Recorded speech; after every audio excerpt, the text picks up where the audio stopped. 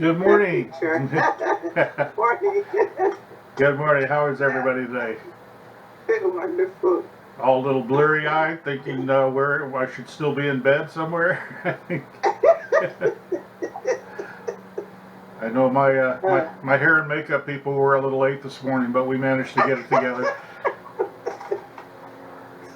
And one little thing I need to do before I can start it. There we go. I was so anxious to talk to you, I forgot to bring up my talk.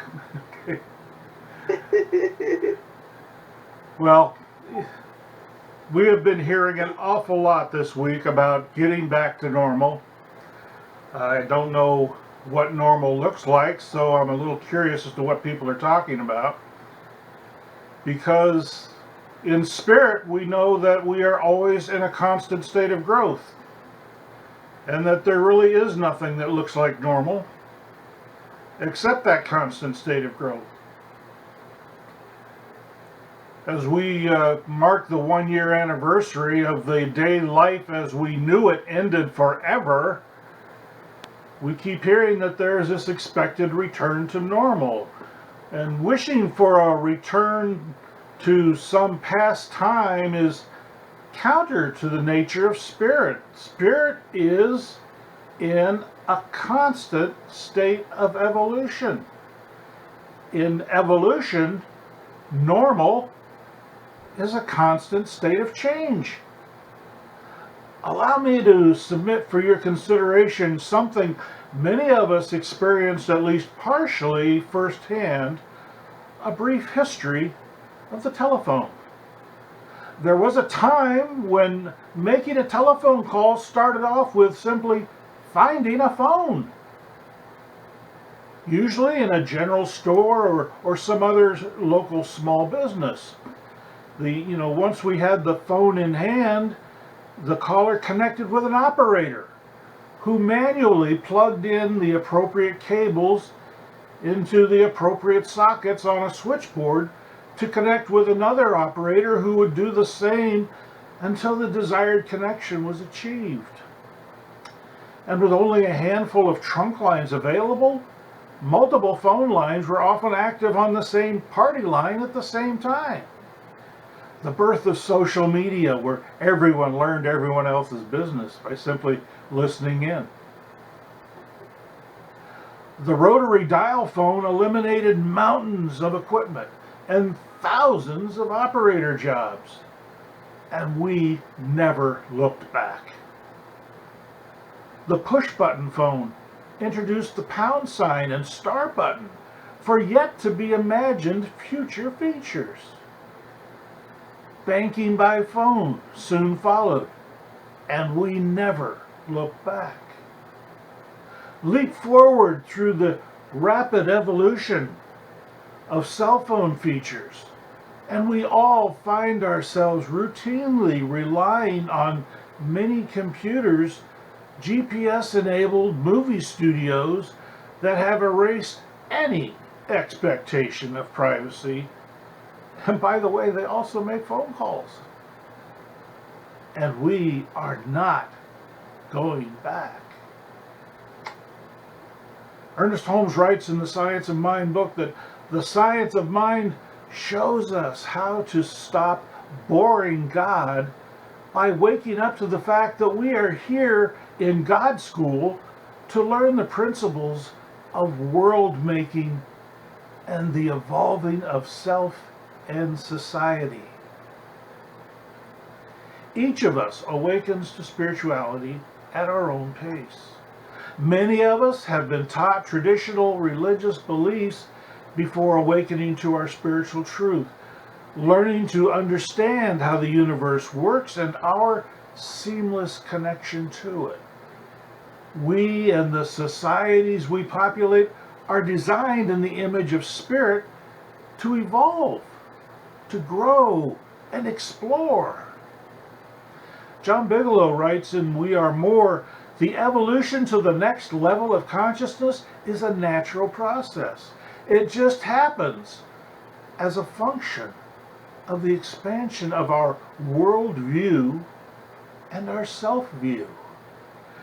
And once awakened and aware, there is no path back. Once enlightened, ignorance is no longer an option.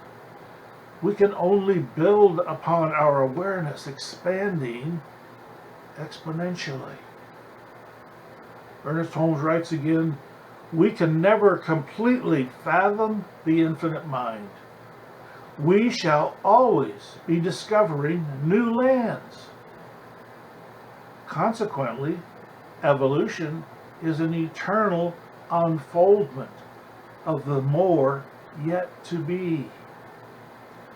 The infinite mind offers an endless supply of bends in the road to anticipate, side trails to explore, mysterious caves to delve into, and beautiful sunrises to amaze us.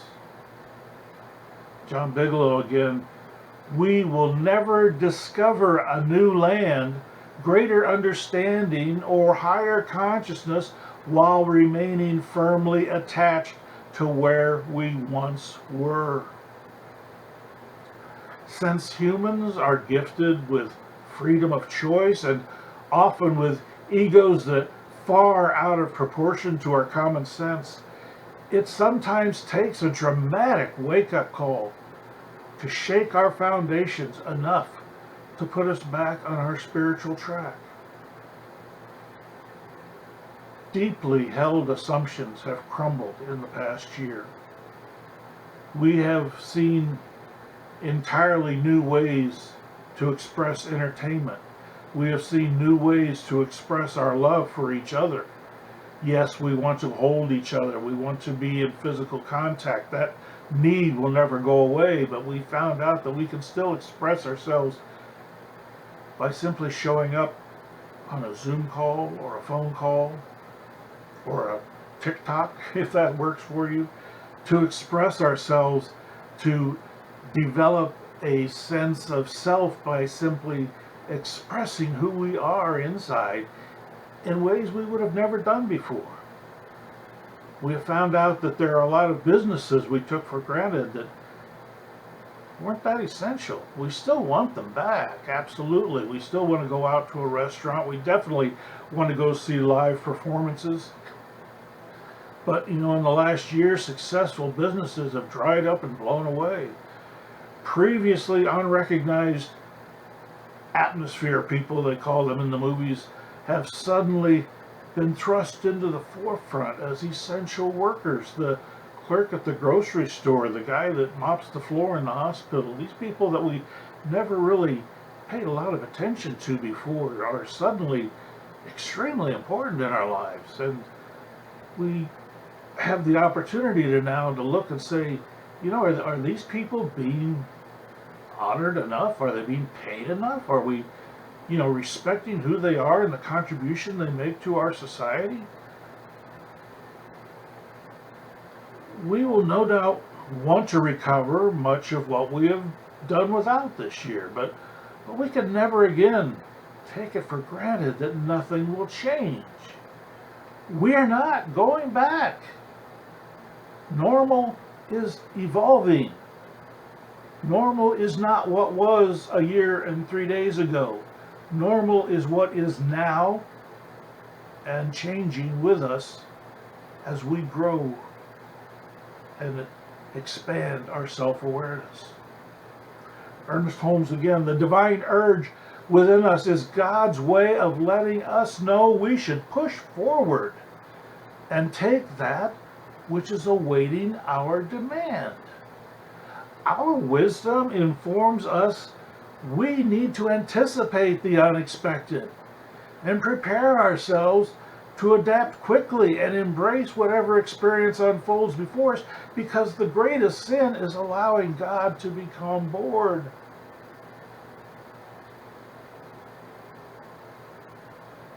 Involution, Holmes writes, is the cause of, and evolution is the effect.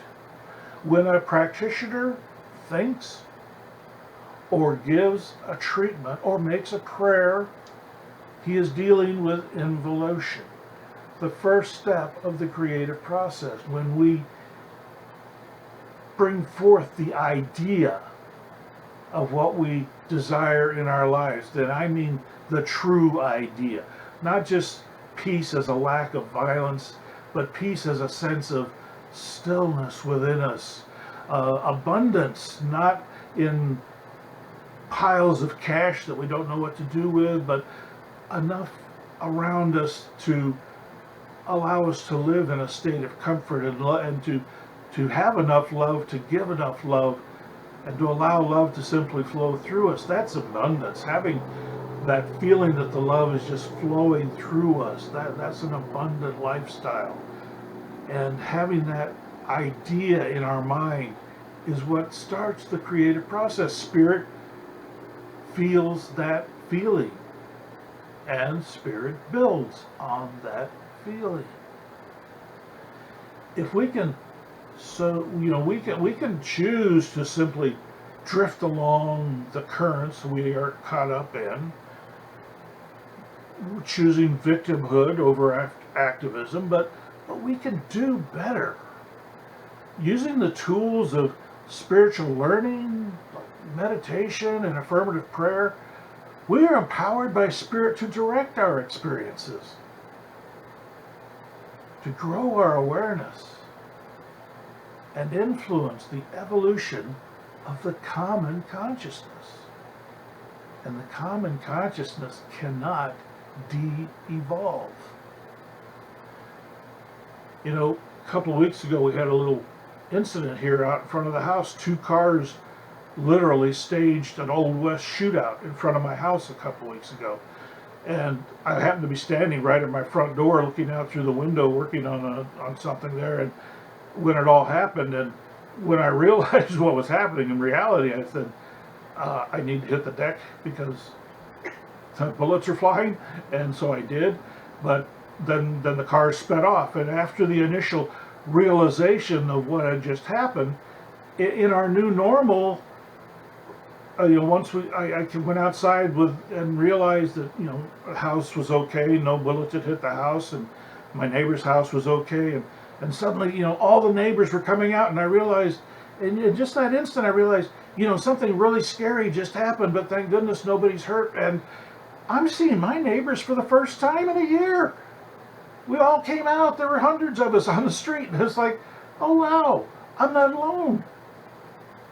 There's dozens of us here, and we had we all put our mask on, and we all stayed socially distant, but it gave us a chance to at least experience having neighbors again, which is something we literally had done without for so long. And the new normal, it took a bit of a disaster to get our attention, but it took a bit of a disaster to get our attention in the first place, that this COVID thing hit our entire planet and made us reset what normal looks like. We did become complacent, hadn't we, in what we expected out of life. We kind of got up every morning thinking that today's going to be pretty much like yesterday. Maybe we'll be a little better off at the end of the day. Hopefully we'll break even. Sometimes that was a good day. If we just broke even, that was a good day. And then we learned it can all be taken away from us really fast. I doubt if there's anybody listening to me right now that hasn't lost someone this year that they hadn't planned on losing, or if you didn't, you came extremely close to it. In my wife's family, we've had several people afflicted and recovered, and we've had a few that didn't. And that wasn't expected. And that's been hard. It's been painful to watch this happen and to know that, we can't tell so-and-so because their health is so poor, we don't want them to know that their beloved is on the brink. Unfortunately, they recovered, and that just became part of our family story. But not everybody's been recovering, and the loss this year has been horrendous. And I know I've been feeling it. I've had to sit and remind myself that, okay, this happened. It's still happening, but we're coming to an end. It's spurred a creativity within our consciousness that has allowed us to develop these vaccines that are now being circulated widely, and an infrastructure that's allowing it to be spread out, and allowing hopefully a mindset throughout the world that says we can't expect tomorrow to be like yesterday. We certainly need to be prepared to move forward, because Spirit wants us to move forward. Spirit is always building. We used to have to take a ferry to cross a river, and then they build a bridge, and now traffic, where tens of cars might have moved across the river 100 years ago, now thousands cross that river every year. It allows us to have a building economy, and a prosperous economy, things that we simply can't go back to doing it the way we used to do it. And Spirit empowers us to accept that ability to change within us, and to know that we are a growing, evolving spiritual being. Every step we take is a step into a future, an unknown. There are comfort zones in my life that give rise to feelings of nostalgia. You probably have them. You think back to time, maybe for you there was a particular job that you had that was really good while it was happening, but then something happened and you moved on to something else.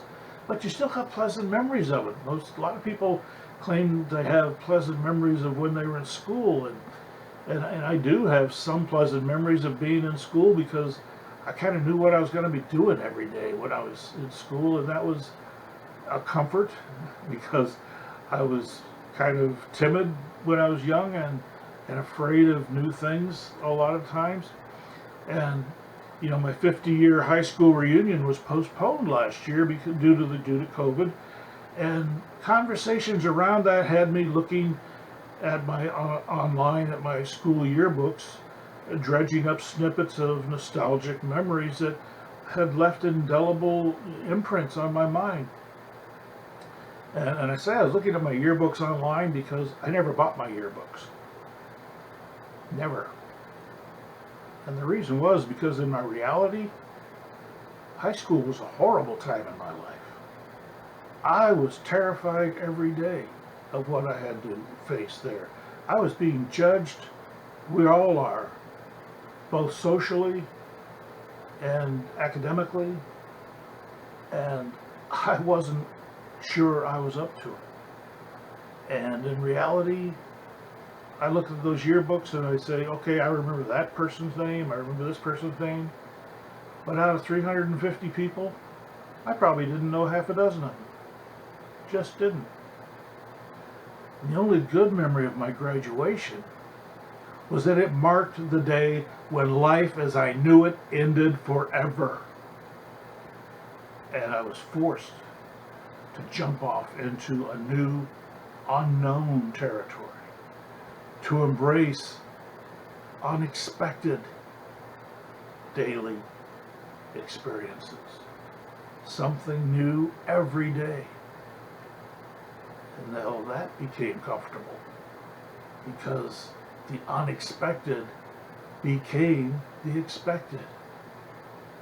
And my spirituality began to awaken and grow within me. And there is no going back. Thank you.